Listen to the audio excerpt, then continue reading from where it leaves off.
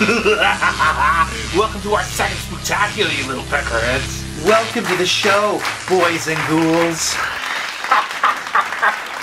Who wants candy? Let me get my glasses on to feast upon you. Woo!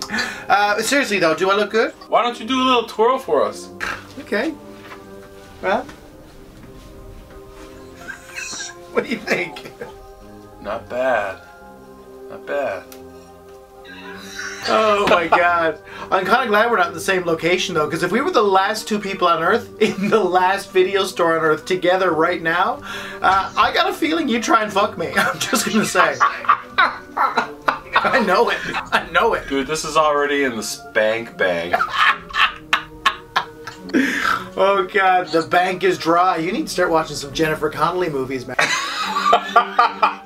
Them big old career opportunity titties, that's what I'm all about. Anyways, for you peckerheads out there that are just checking in, Corey and I have had a few drinks already, as you can tell, and we had a fun little game of bobbing for liquor, and it looks like I won. What are you drinking? Some Jock, and some Glenfiddich, and what else do I got here? Smirnoff vodka. I have a giant bottle of Crystal Skull vodka. It's just vodka brewed in the skull of a tiny transparent baby. Well, you know one thing we haven't done really? Just wish each other a happy Halloween. It's your favorite time of year. Yes, Corey, happy Halloween. It is the greatest time of year, isn't it? Beers raised, brother. Beers raised to you. It is the most wonderful time of the year, and there's no one else I'd rather celebrate it with than the other last person on Earth. So Philip, we had a great run towards Halloween this year.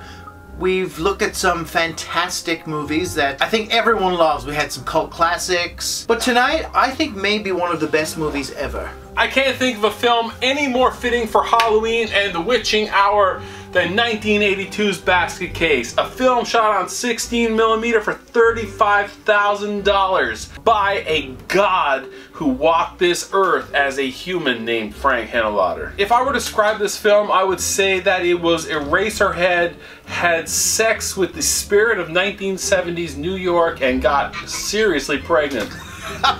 God. Corey, there are some movies out there that you never forget the first time watching. This is one of those films for me. It's funny because when you think of this movie, it's a Halloween classic, but I would classify it as a comedy movie. Comedy, but at the same time, when it was done, I felt like I needed a shower. Yeah, I guess because it is 16mm, it's shot on the grimy streets of New York, the movie does feel grimy the entire time. Oh Jesus, this movie is super gritty. It's a very punk DIY movie. This movie has an aesthetic. This movie has pathos up the yin-yang. Well, this was a Times Square midnight movie if there ever was one. Frank Henenlotter was just a fan of movies. He had no intentions of making films in the beginning.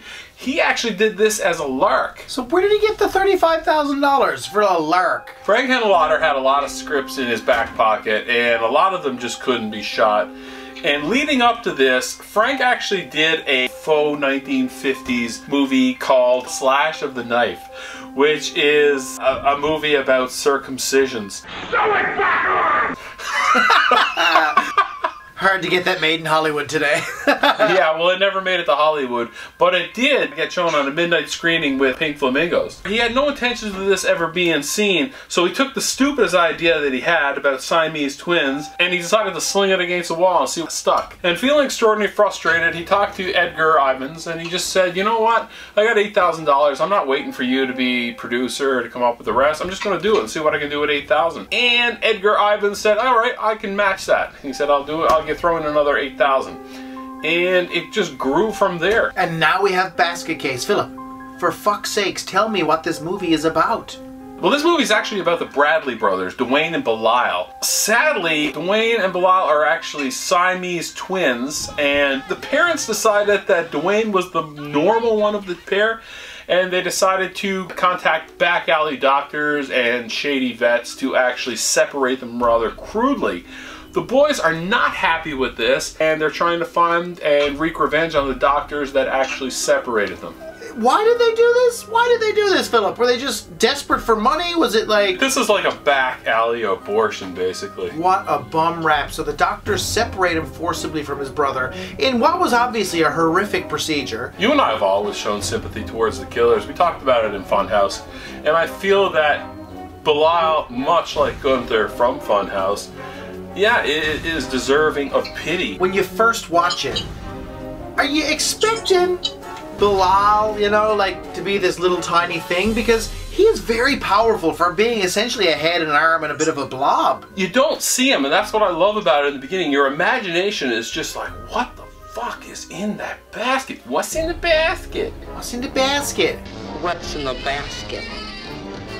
My brother. And all you see is a hand for a while. When you see him the first time, you're not expecting that. But this character was made with like 2 pieces of clay. They didn't even have enough to make it. But let's be honest, that makeup is effective. It is creepy as fuck. Yeah, Kevin Haney was actually contracted to do the special effects, and this film didn't really have a lot of crew. It was a lot of volunteers that showed up when they showed up, and sometimes people were so offended by the filming process that they actually walked away from the set. They were so horrified. Frank Henlotter was like, fuck you, we don't need you. But Haney actually got another job to work on Wolfen, and he was replaced by John Caglione Jr., who, come on, he actually won an Academy Award for special effects and makeup on Dick Tracy. So in a way, what you're saying is, ergo, Basket Case basically won an Academy Award for Best Makeup? I accept that logic. To me, it's a celebration of DIY. Let's just do it. Let's deal with what we got, and it was up-and-coming makeup artists that actually made the names from this movie. Shit, why don't we just explore these characters?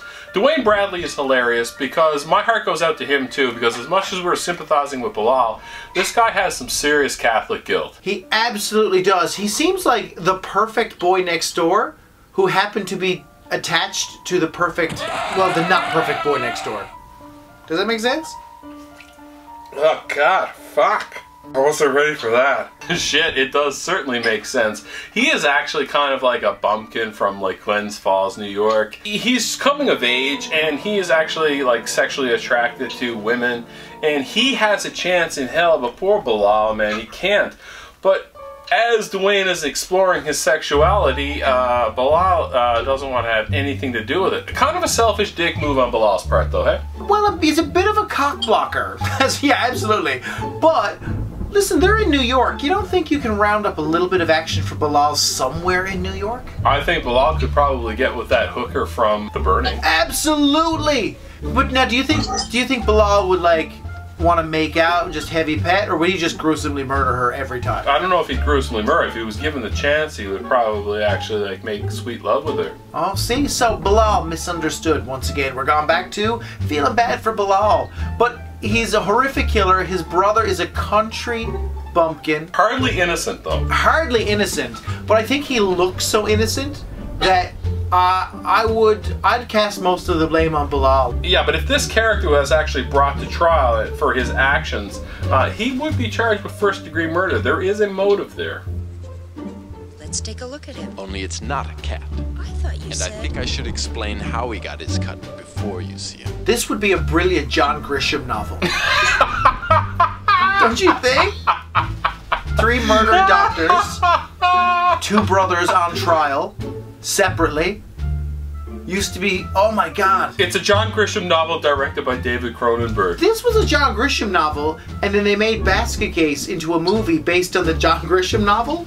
Who would play the brothers? Oh God, who's the guy that played Casey Jones in the Ninja Turtle movies? Haha, yes, Elias Koteas. Now that's a name I am not comfortable with saying, but who's going to be Bilal? And Wedgeworth. Obviously, your penis is already shrunk significantly.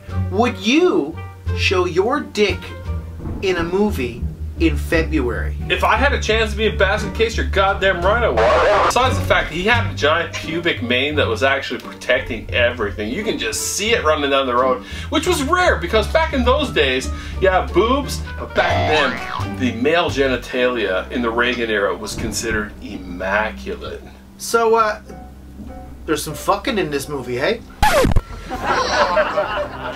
Bilal is not happy with the fact that Dwayne is actually getting some action on the side, and I guess he feels it his right. If Dwayne's getting it, he should get it too. That's what made the majority of the crew walk off the set. Really? This is a woman being raped violently by a tumor. Well, yeah, absolutely. But listen, ever see, what is it, like The Entity, where there's a woman being raped repeatedly by a ghost? Like, but that's fine, because what's the old line, Corey? If it shows restraint, it's art. If it doesn't, it's banal. Well, no, it's Bilal. Oh my God, did you write that? Someone's been studying in the prison library. Ah, shit.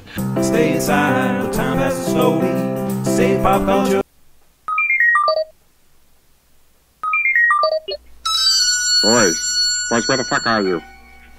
Oh, God damn it. When this madness is finally over, I can serve the next person in line. Can't stop working, at least I'm thinking I'ma catch this deadly disease. I got one friend who always reminds me